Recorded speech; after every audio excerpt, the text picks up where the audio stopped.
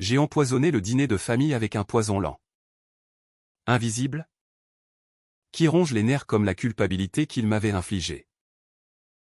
Ma mère a hurlé la première, accusant l'air empoisonné de ses propres mensonges.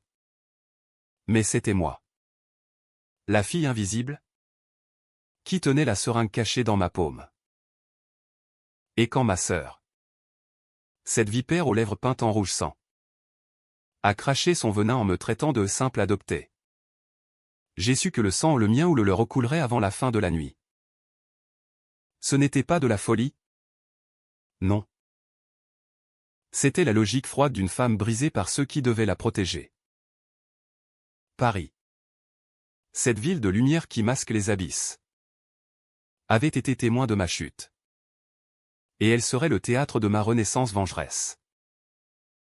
Les rues de Montmartre bruissaient d'un automne précoce, avec cette humidité qui colle à la peau comme un regret non avoué. J'errais, les mains enfoncées dans les poches de mon manteau usé, fixant les touristes qui riaient devant le Sacré-Cœur, ignorant que sous cette façade de pierre blanche, des drames se nouaient dans les appartements haussmanniens.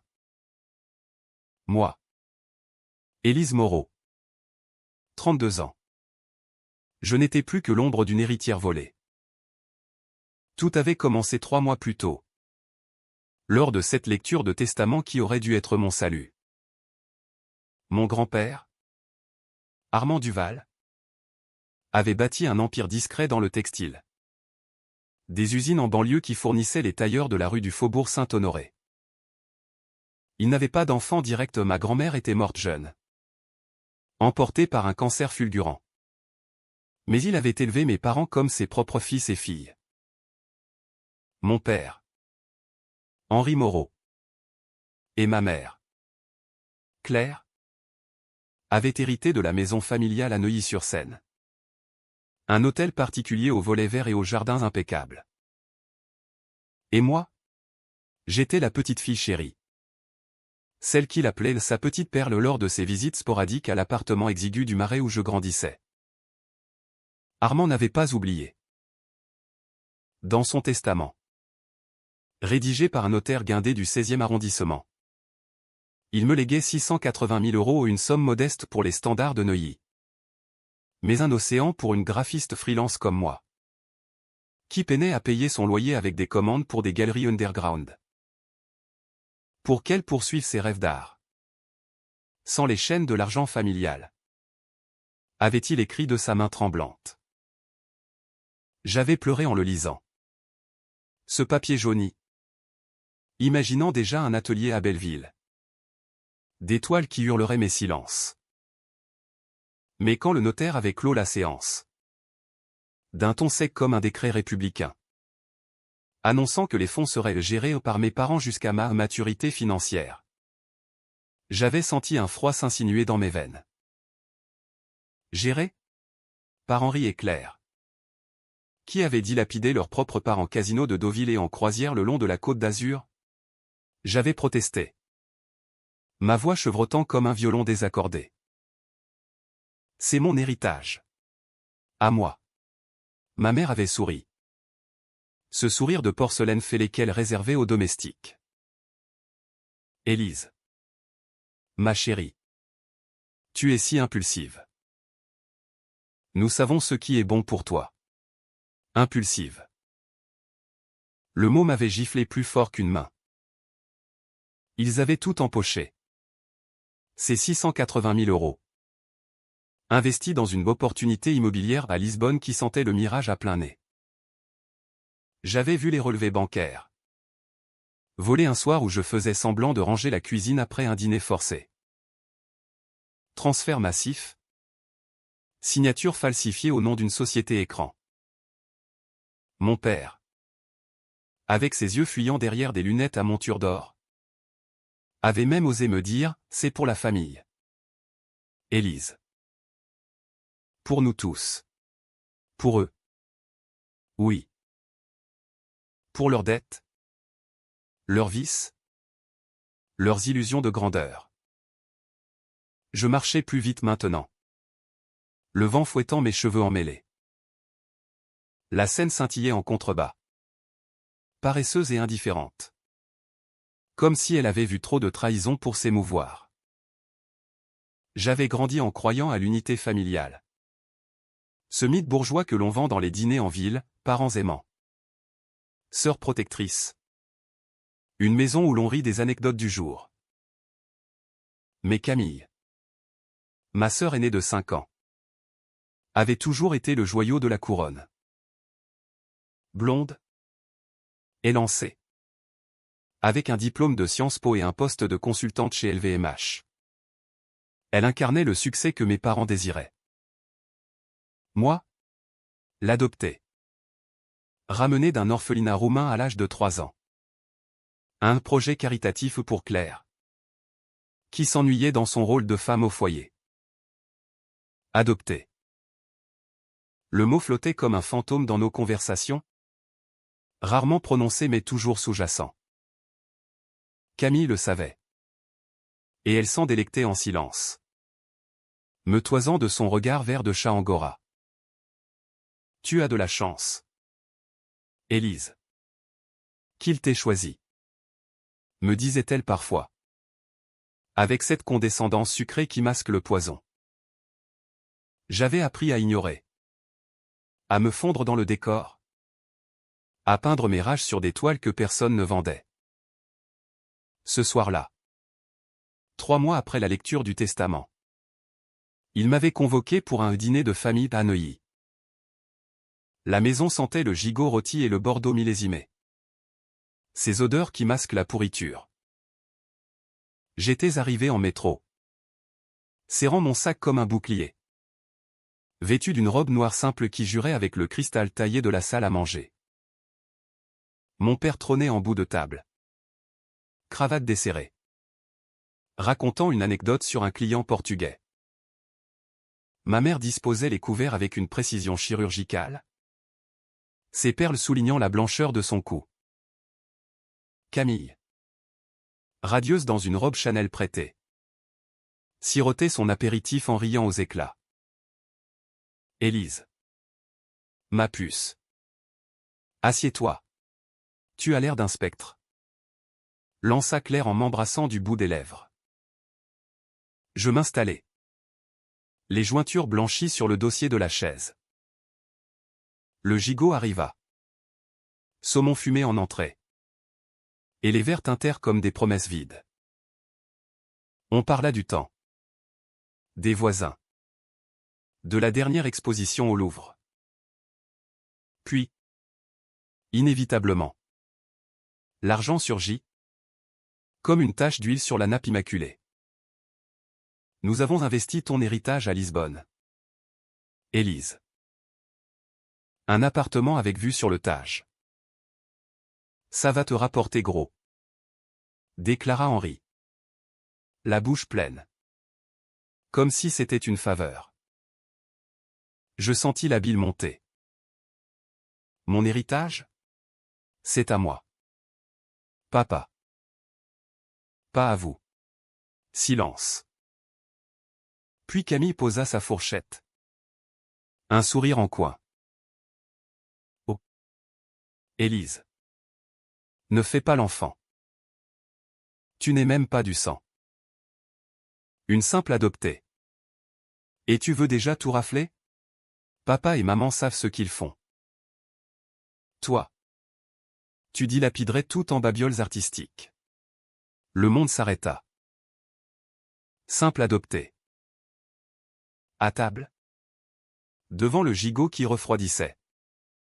Devant les yeux fuyants de mes parents qui ne disaient rien. Le mot claqua comme un fouet, déchirant la chair de mon âme. J'aurais pu hurler, briser le cristal. Mais non. Je souris. Un sourire qui n'atteignait pas mes yeux. Vraiment? Camille? Simple? Ma voix était calme. Trop calme. Comme l'eau qui précède le raz-de-marée. Ce soir-là, en rentrant dans mon studio du Marais, je n'ai pas pleuré. J'ai ouvert mon ordinateur. Chercher des forums obscurs sur les poisons légaux. Sur les contrats truqués. Sur la façon de ruiner une vie sans laisser de traces. La vengeance n'est pas un cri, c'est un murmure qui s'infiltre. Qui ronge de l'intérieur. Et Paris, avec ses ruelles sombres et ses lumières éternelles, m'offrait tous les outils. Les jours suivants furent un tourbillon de rage contenue. Je continuais à peindre. Mais mes toiles viraient au rouge sombre. Des abstractions de veines ouvertes et de bouches hurlantes. Au travail, mes collègues remarquaient mon silence.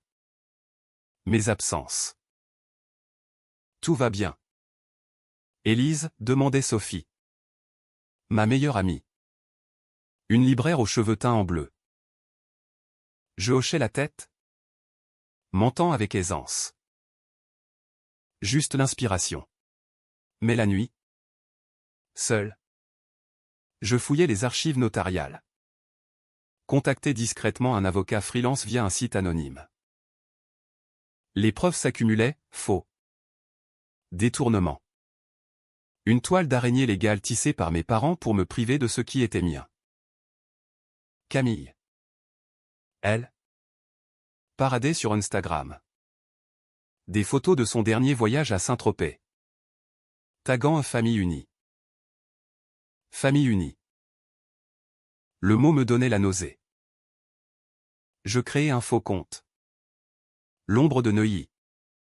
Et commençai à poster des insinuations, des captures d'écran floutées de relevés bancaires. Des questions sur l'héritage volé des Duval. Les likes affluaient. Les commentaires rageurs. Elle ne savait pas encore que c'était moi. Mais le doute s'insinuait. Comme une fissure dans son armure parfaite. Un soir, alors que la pluie martelait les toits de zinc, je reçus un appel de Claire. Élise. Viens dîner. Nous devons parler. Parler. Comme si des mots pouvaient effacer le vol. La trahison. J'acceptais. Le cœur battant d'une excitation malsaine. En chemin. J'achetai une bouteille de vin, pas n'importe lequel. Un Pomerol corsé. Avec une touche d'arsenic dilué que j'avais appris à extraire d'un vieux manuel de chimie trouvé sur un marché aux puces. Pas assez pour tuer. Non. Juste pour faire mal. Pour que la douleur physique reflète la leur. La maison de Neuilly m'accueillit avec sa façade impassible. Lumière tamisée dans le vestibule. Camille était là. Perchée sur un tabouret de bar. Un cocktail à la main. Tiens. La revenante. Lança-t-elle. Henri et Claire sourirent. Mal à l'aise. Le dîner s'étira. Conversation banale sur le boulot. Le quartier. Puis. Le vin coula. Je versai. Généreusement. Observant leurs lèvres se teinter de rouge. À la famille. Toasté je. Les yeux dans les leurs. Les premiers symptômes vinrent une heure plus tard, sueur froide. Tremblement. Ma mère porta une main à sa gorge. Pâle comme un linceul. Qu'est-ce que... Camille se plia en deux. Vomissant dans l'évier de marbre. Mon père. Stoïque. Essaya de se lever. Mais ses jambes cédèrent. Je restai assise. Immobile. Un sourire figé. C'est pour l'héritage. Maman. Pour le simple adopté. Camille. Vous avez volé mon passé, je prends votre futur. Ils appelèrent les urgences? Bien sûr. Les médecins parlèrent d'intoxication alimentaire. D'un incident domestique.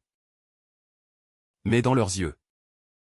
Quand ils me regardèrent depuis les lits d'hôpital. Il y avait la peur. La vraie. Et moi. Élise. L'adopter. Je rentrais chez moi. Le cœur plus léger. Sachant que ce n'était que le début. Les semaines qui suivirent et les incidents du dîner furent un balai de mensonges et de silence pesant. Paris. Avec son rythme effréné. Avalait les scandales familiaux comme un égout gourmand.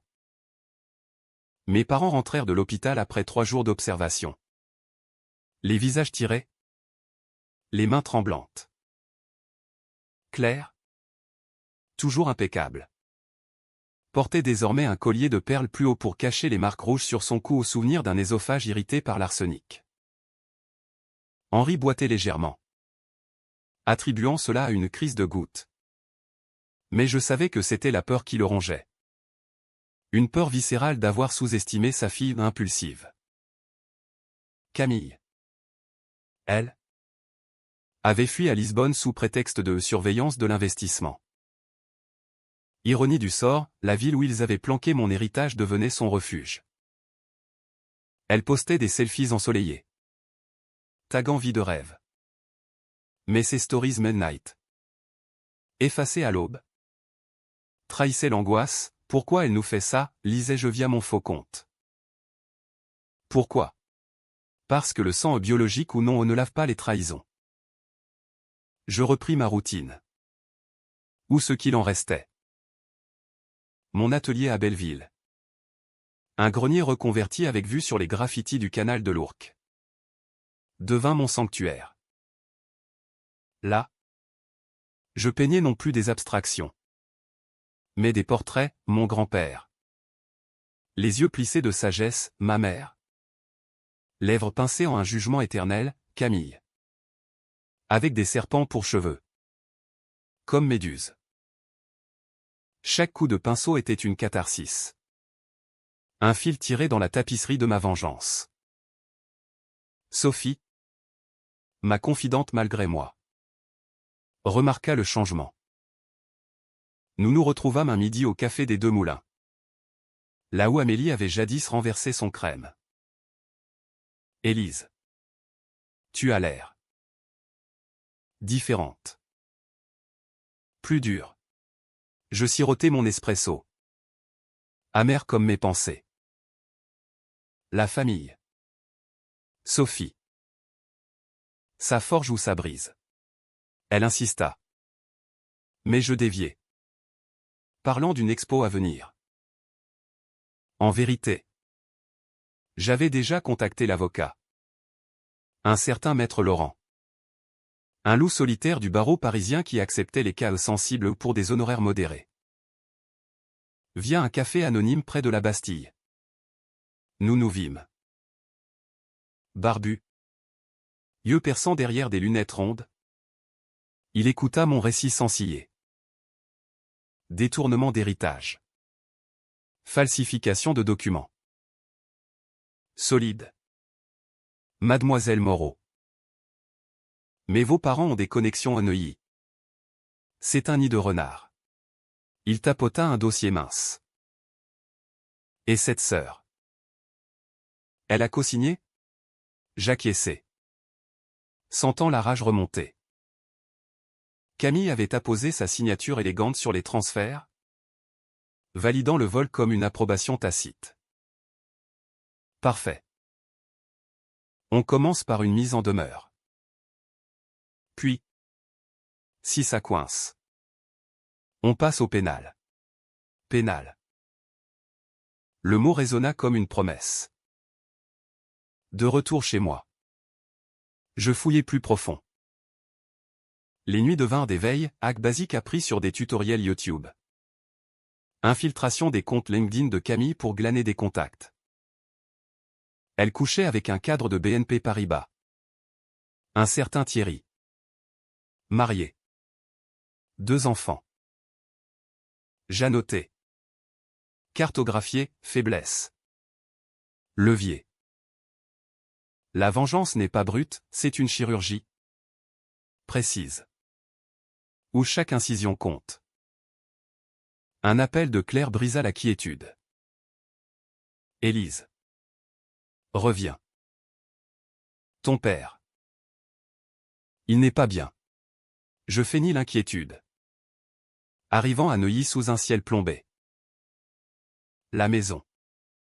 Autrefois un havre. Puis l'hôpital, désinfectant. Peur rance. Henri était alité. Pâle. Un moniteur bipant softly.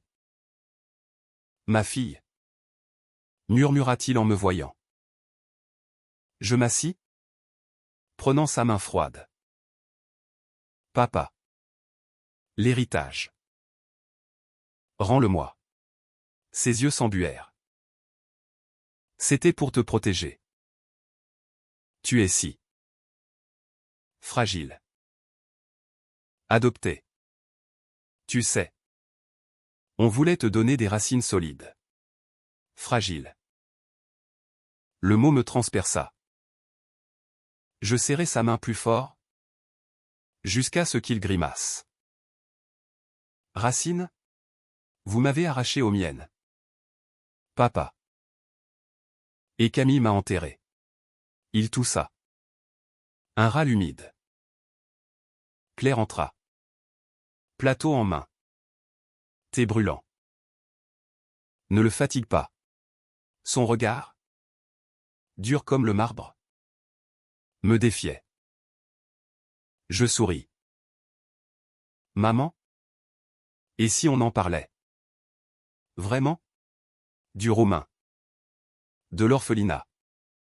De pourquoi vous m'avez choisi pour me briser. Le silence s'étira. Épais. Puis elle craqua. Voix chevrotante.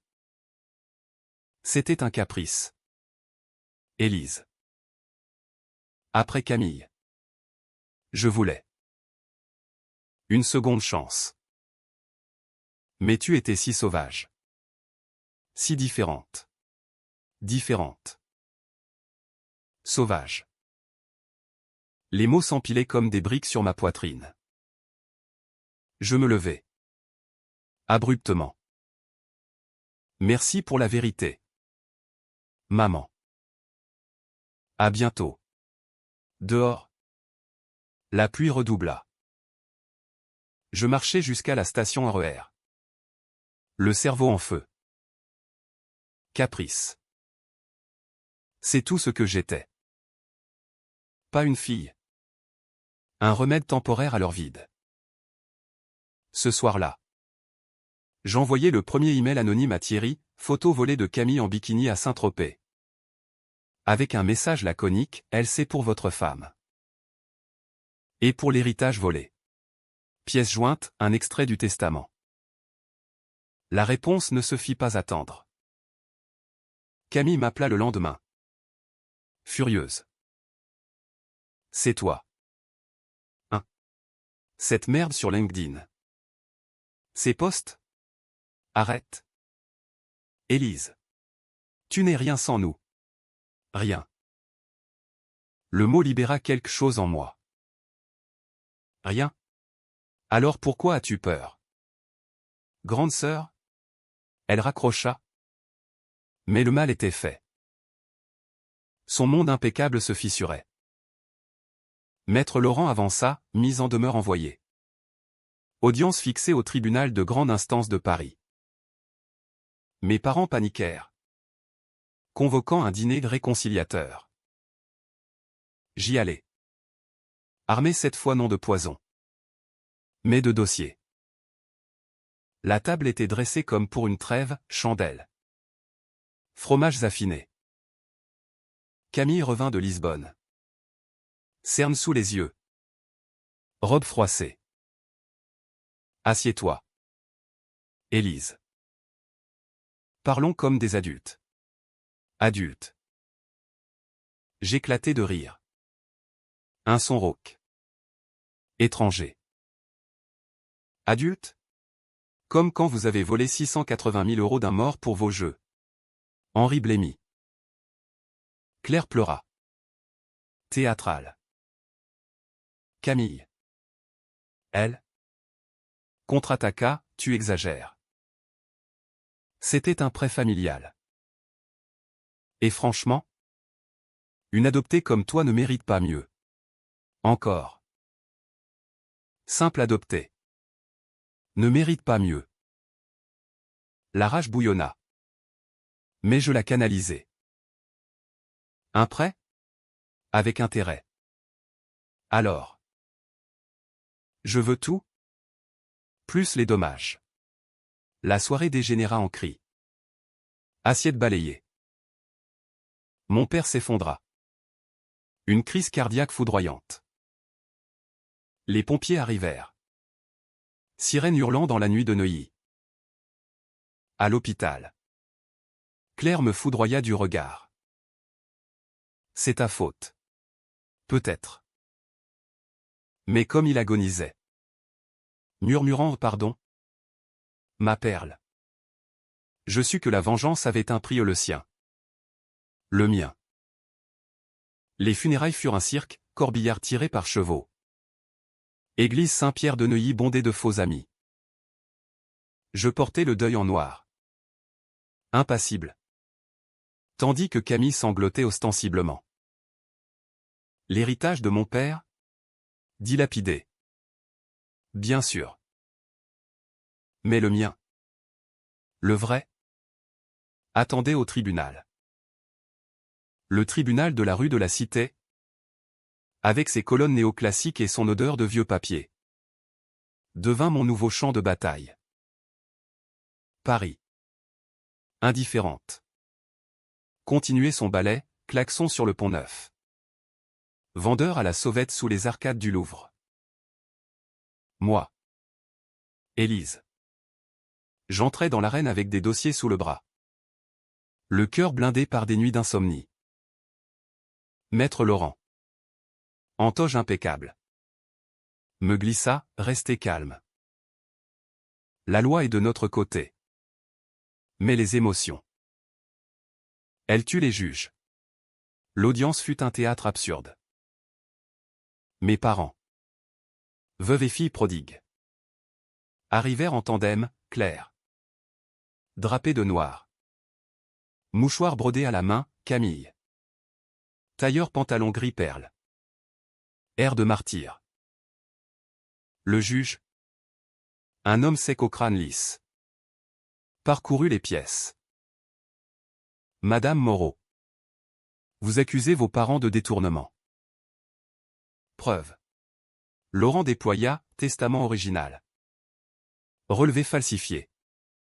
Témoignage d'un expert comptable que j'avais payé de mes maigres économies. Claire fondit en larmes. Votre honneur. C'était pour son bien. Élisée. Instable. Adopté. Vous comprenez. Des traumatismes d'enfance. Instable. Le mot claqua dans la salle lambrissée. Et je sentis les regards pivoter vers moi, la étrangère. La roumaine importée. Porteuse de chaos. Camille renchérit, elle nous harcèle en ligne. Votre honneur. Des mensonges sur notre famille. Le juge fronça les sourcils. Notant l'accusation de cyberharcèlement. Je pris la parole. Voix ferme. Sans trembler. Votre honneur. J'ai été volé de 680 000 € par ceux qui m'ont élevé. Pas par amour. Mais par caprice. Et m'adopter n'est pas une insulte, c'est un fait qu'ils ouiponissent pour me déshumaniser. Silence.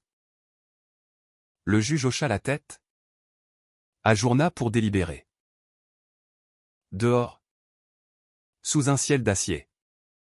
Claire me cracha, tu nous détruis. Ingrate. Ingrate. Le mot me poursuivit jusqu'à Belleville. Où je m'enfermai pour peindre une toile géante de la salle d'audience. Figure déformée en gargouille. Sophie vint. Apportant du vin et des croissants. Gagné? Je haussai les épaules. En attente. Mais Camille. Elle paiera. Je lui racontai tout. Pour la première fois l'arsenic. Les emails. Sophie pâlit. Élise. C'est dangereux. Arrête. Dangereux? La ville était déjà. Le verdict tomba 2 semaines plus tard, restitution partielle. 300 000 € gelés. Enquête sur les falsifications. Pas assez. Mais un début. Mes parents firent appel. Bien sûr. Via un avocat plus cher. Plus vicieux. Camille. Licenciée de LVMH suite à un scandale personnel. Merci Thierry. Rentra à Neuilly. Aigrie. Elle m'envoya un texto, tu as gagné une bataille. Pas la guerre. On se voit au prochain dîner. Le prochain dîner. L'idée me fit sourire. J'acceptai. Préparant non du poison. Mais un piège plus subtil, un enregistreur caché dans mon sac. Des questions piégées. La maison bruissait de tension, Claire. Amaigrie. Servait un pot-au-feu fade, Camille. Cheveux ternes. Buvait trop. À la santé de papa. Toast et jeu. Elles sursautèrent. La conversation glissa vite au venimeux. Tu crois que l'argent te rendra heureuse? Élise? Tu n'es pas des nôtres? Lâcha Camille. Voix pâteuse. J'activai l'enregistreur. Pas des vôtres? Explique. Grande sœur. Pourquoi m'avoir ramené d'un orphelinat pour me traiter comme une moins que rien? Claire intervint. Défensive. C'était pour Camille. Au fond. Elle voulait une poupée. Et toi? Tu as grandi ici. Autre. Autre. Poupée. Les mots s'enchaînaient. Confessions arrachées par le vin et la fatigue. Camille admit, j'ai signé les transferts parce que... Tu ne méritais pas. Papa disait que tu gaspillerais tout en thérapie pour tes cauchemars romains. Cauchemars. Ceux des nuits d'orphelinat. Des loups hurlant dans la neige de Bucarest. Que j'avais-tu pour elle? J'arrêtai l'enregistrement. Me lever. Merci. Ça ira au juge. Elles hurlèrent, tentant de m'arracher le sac. Je sortis, courant dans la nuit. Le cœur triomphant. L'appel fut annulé, l'enregistrement. Pièce maîtresse. Les 680 000 € revinrent. Plus intérêt. Victoire. Mais la vengeance ne s'arrête pas à l'argent. Camille. Ruinée. Chercha du travail refusé partout. Blacklistée par mes postes anonymes. Claire vendit des bijoux pour payer les avocats. Moi? J'achetais l'atelier rêvé. Mais le vide persistait. La nuit. Je revivais le dîner fatal. Les mots simples adoptés comme un mantra maudit. Un matin. Un colis anonyme, une photo de moi enfant. Roumaine aux yeux sombres. Avec une note, retrouve tes racines. Où perles toutes? De Camille? Menace ou appel? Je décidai de creuser, voyage à Bucarest. À la recherche de mon passé biologique. Paris s'effaçait derrière moi. Mais la toile de la vengeance s'élargissait. À l'aéroport Charles de Gaulle. Sous un ciel laiteux. Je montai dans l'avion. Dossier en main. Les hôtesses souriaient. Indifférentes. Bientôt. La Roumanie. Terre des fantômes. Et là-bas? Peut-être? La clé pour achever ce que j'avais commencé. Bucarest me frappa comme un poing dans l'estomac, grisaille soviétique. Immeubles écaillés sous un ciel bas. L'odeur de charbon et de pain frais se mêlant dans l'air froid de novembre. Pas le Paris raffiné. Non, une ville qui porte ses cicatrices comme des médailles rouillées. J'avais réservé une chambre modeste dans le centre historique. Près du palais du Parlement ironie. Un monument à la mégalomanie. Comme mes parents. Mon passeport français. Avec son nez en Roumanie. Me brûlait la poche. Élise Moreau. Ou qui que je sois vraiment. L'orphelinat était à 2 heures de route. Dans une banlieue oubliée. Je louais une Dacia cabossée. Guidé par un GPS capricieux et les souvenirs flous de mes cauchemars, lits superposés. Pleurs étouffés. Non au voile noir. Arrivé sur place. Un bâtiment délabré. Cour pavée de mauvaises herbes. La directrice. Une femme ridée nommée Maria. Me reçut dans un bureau aux meubles usés. Moreau. Adopté en 1996. Oui. Je me souviens. Une petite sauvage. Yeux comme des puits. Sauvage. Encore. Elle sortit un dossier jauni, photo. Certificat. Mon nom de naissance, Elena Ionescu. Parents biologiques, disparus dans les émeutes de 89. Probablement fusillés par les sbires de Soescu. Pas de frère? Pas de sœur, juste moi.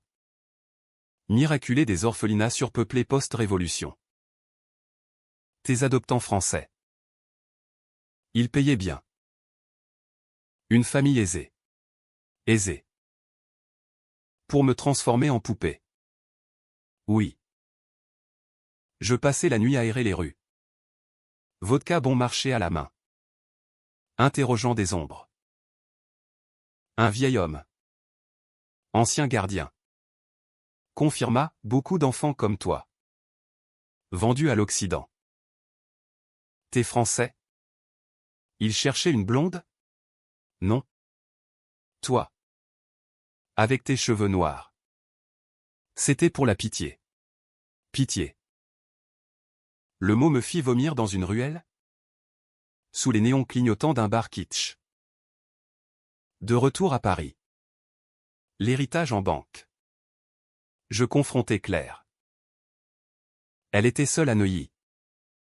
Jardin automnal jonché de feuilles mortes. Maman? Qui étais-je vraiment?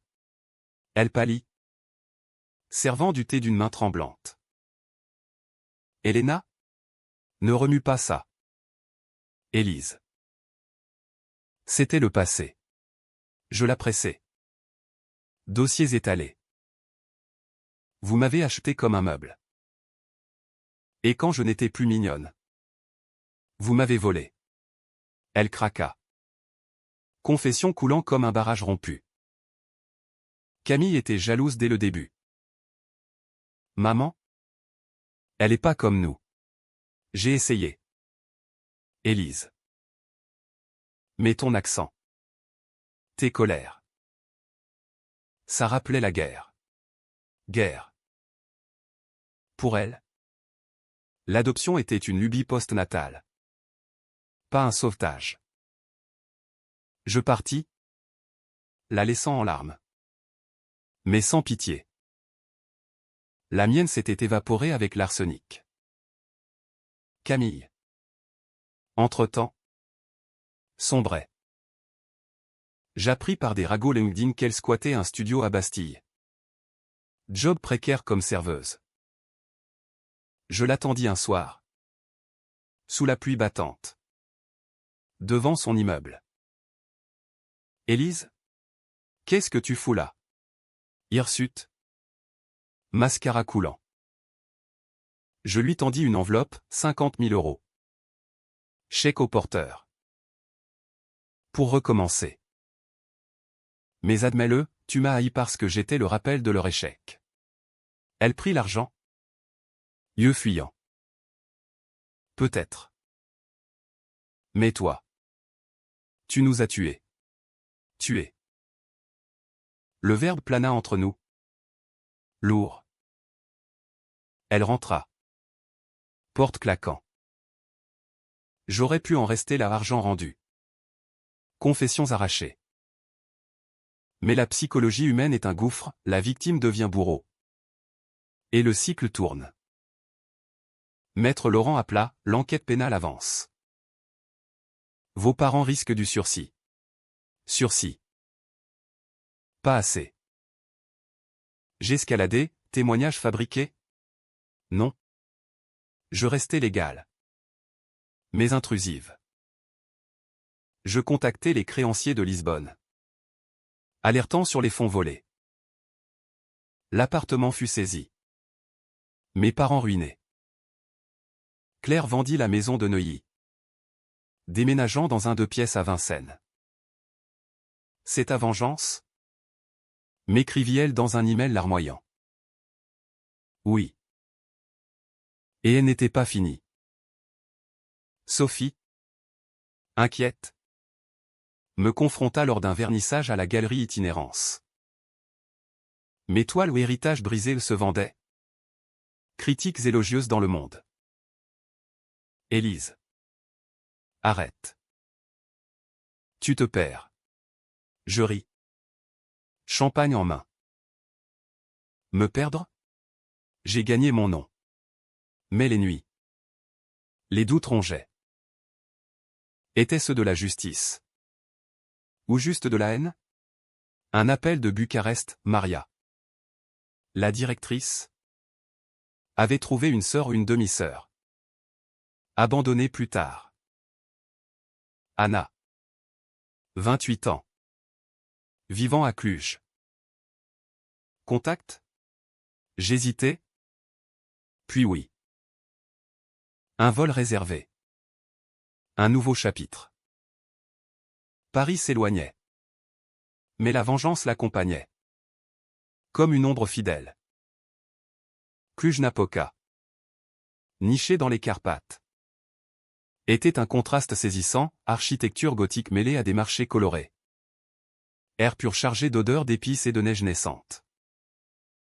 Anna m'attendait à l'aéroport. Une femme trapue aux cheveux noirs comme les miens. Yeux verts trahissant le même puits de douleur. Elena? Ou Élise? Sa voix. Rauque d'accent transylvanien. Me serra la gorge. Nous nous embrassâmes. Maladroite. Étrangère unie par un fantôme parental. Son appartement. Un 2 pièces chaleureux près de la cathédrale Saint-Michel. Débordé de livres et de photos jaunies. Elle avait grandi dans un village. Élevée par une tante. Ignorant mon existence jusqu'à ma visite à l'orphelinat. Maman, notre mère parlait de toi parfois. La petite partie en France. Avant de mourir du froid. En 2005. Morte du froid. Pas de cancer chic. Pas d'hôpital parisien, juste la misère romaine. Nous parlâmes des nuits entières. Vodka et Mamaliga aidant. Anna était infirmière.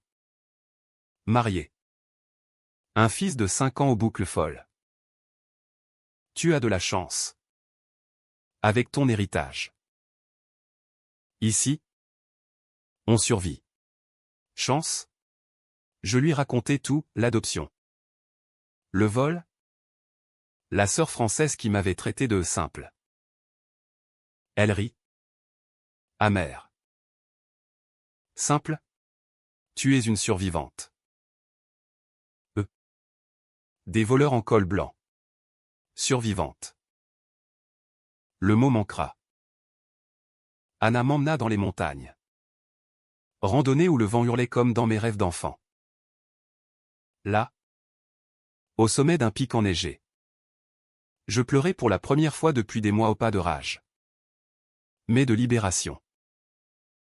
Je l'ai encore. Avouez-je. Elle hocha la tête. La haine. C'est du feu. Ça réchauffe.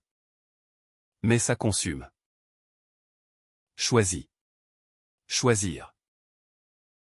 De retour à Paris. L'hiver mordant. Je trouvais Claire hospitalisée, dépression nerveuse.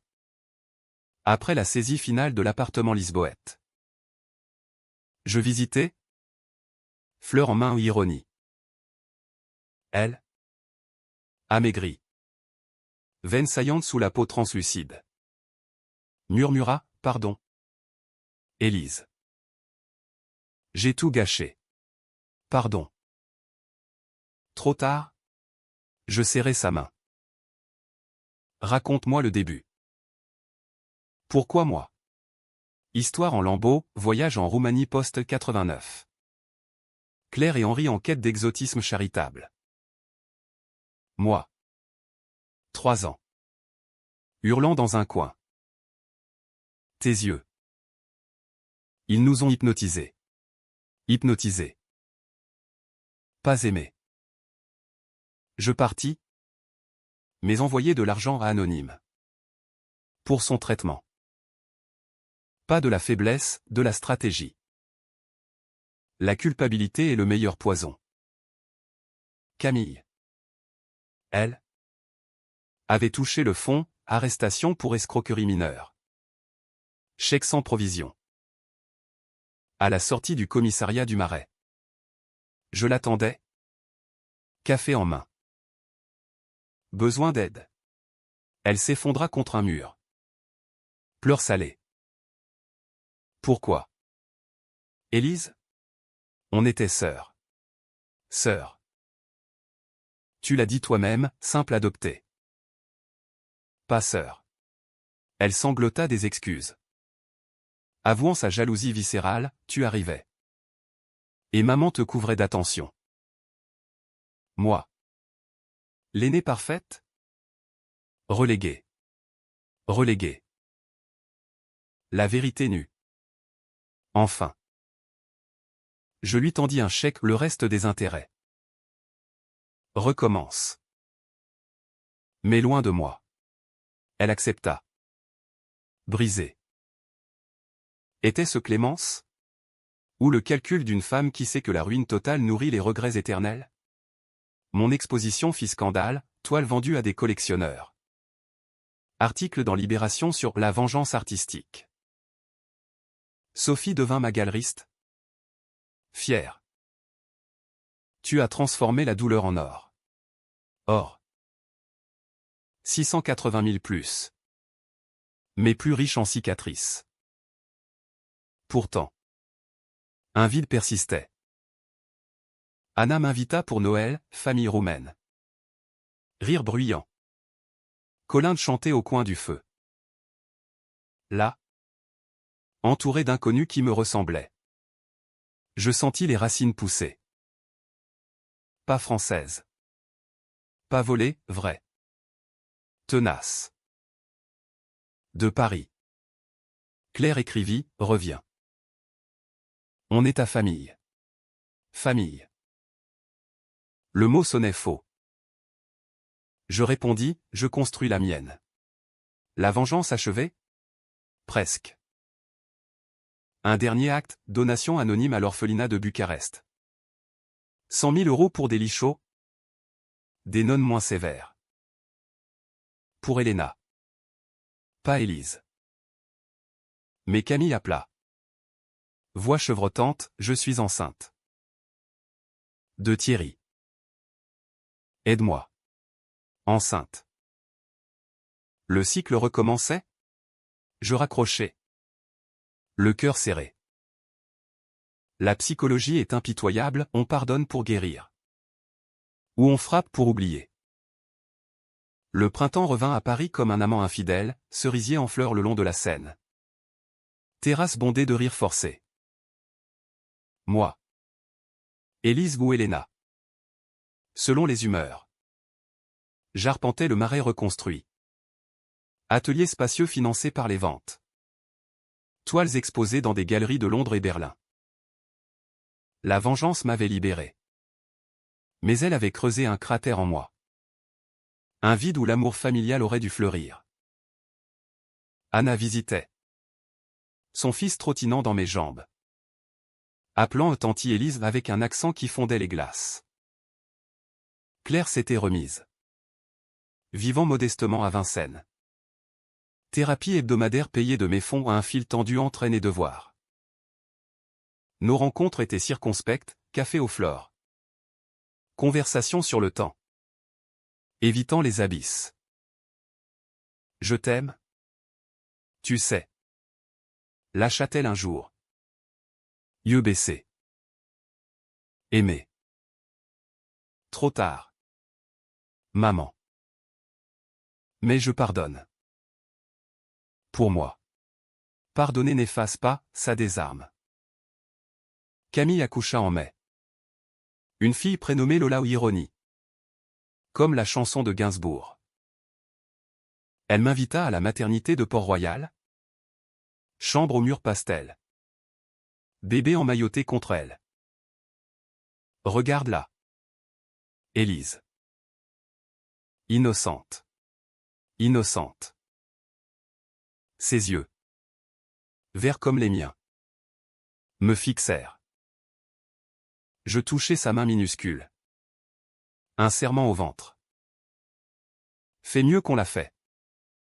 Camille. Elle pleura. Hochant la tête. Je sais. Merci. Pour l'argent? Pour tout. Sœur? Pas encore. Mais un pont. Fragile. La grande réconciliation? Un dîner. Ironiquement.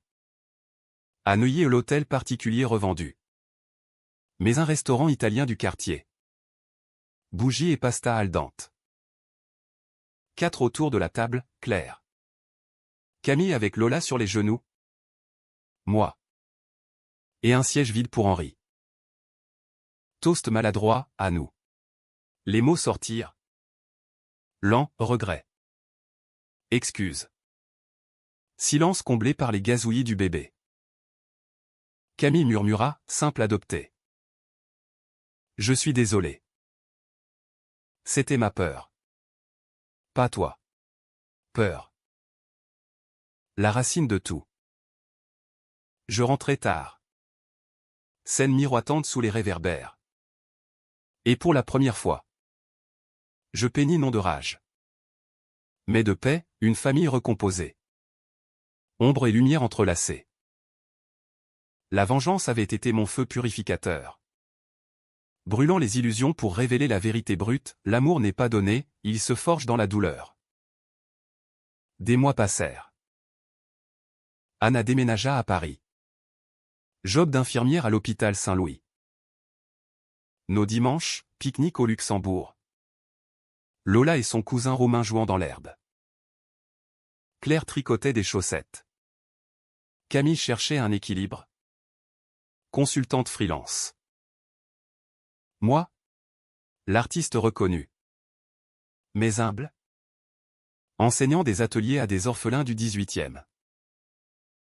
Un soir d'été. Terrasse du Pont des Arts. Cadenas d'amour cliquetant au vent. Je reçus un email de Maître Laurent, affaire close. Dommages et intérêts versés. Fin. Je souris. Jetant le portable dans mon sac. La vraie fin? Il n'y en a pas. La vie est un drame continu. Avec ses actes de trahison et de rédemption. Et si on me demande aujourd'hui? Devant une toile fraîche ou un verre de Bordeaux, valait-il la peine? Je réponds, oui. Parce que de la cendre naît le phénix. Paris. Témoin éternel. Approuve en silence. Ces lumières dansant sur l'eau comme des promesses tenues.